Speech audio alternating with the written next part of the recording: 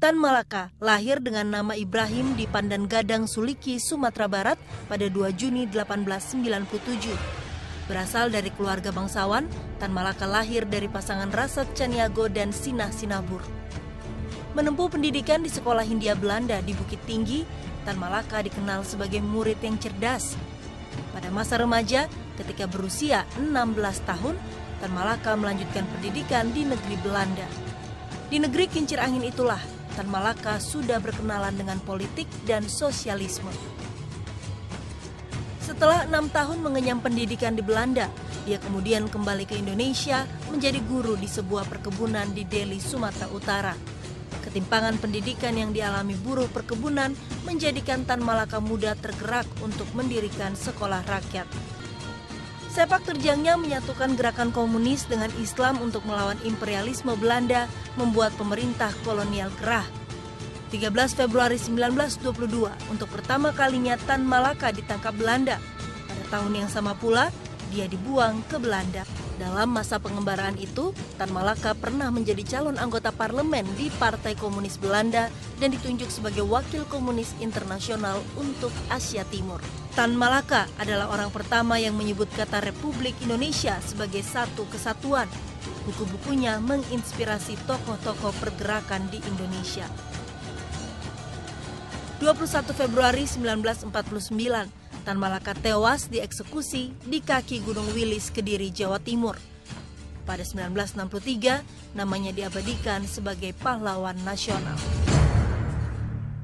Waktu itu saya mahasiswa dalam bidang sejarah di Universitas Amsterdam dan saya tertarik kepada sejarah Indonesia, khususnya perlawanan rakyat Indonesia melawan kolonialisme Belanda.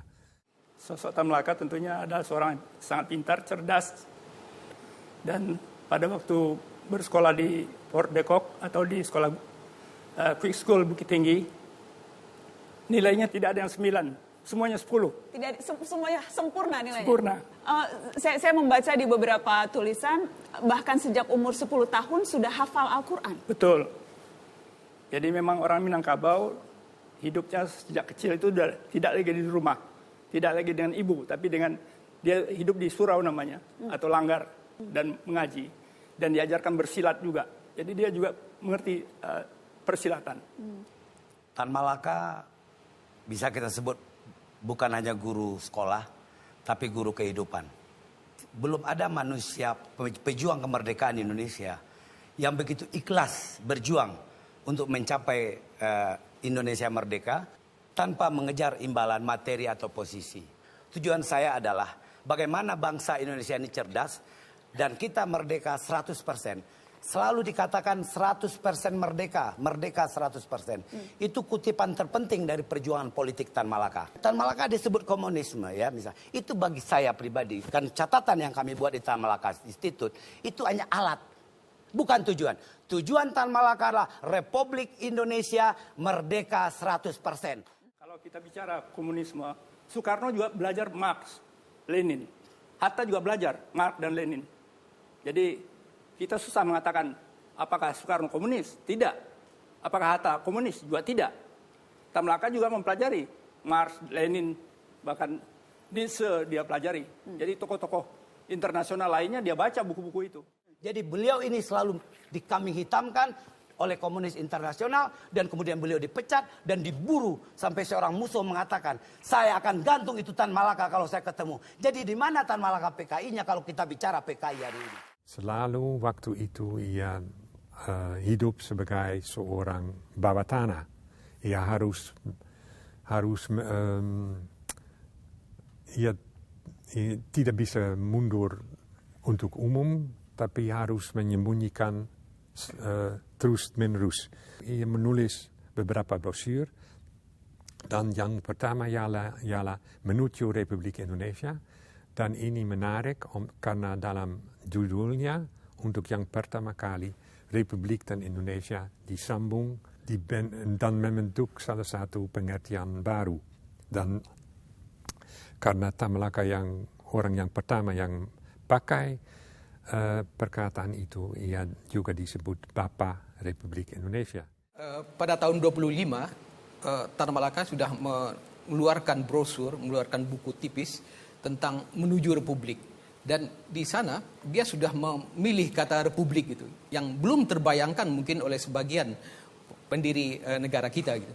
Yang kedua, ini bukunya. Ya, yang itu sekarang bukunya. sudah jadi buku, Nardo Dan Republik Indonesia. Bukunya itu ditulis dalam bahasa Belanda mula-mula dan kemudian itu diterjemahkan ini di tahun 1925. Ya, masih di dalam bahasa sebelum Belanda. Bung Hatta menulis soal Indonesia Merdeka, sebelum Bung Karno menulis juga. Ya. Jadi yang pertama kali justru menulis Republik Indonesia itu Tan Malaka. Ya, dan dia menjadi inspirasi bagi para founding fathers kita yang lain. Tan Malaka ini adalah seorang revolusioner yang kesepian gitu menurut saya, kalau bisa menggambarkan ideologi, pandangan dan perjuangannya gitu.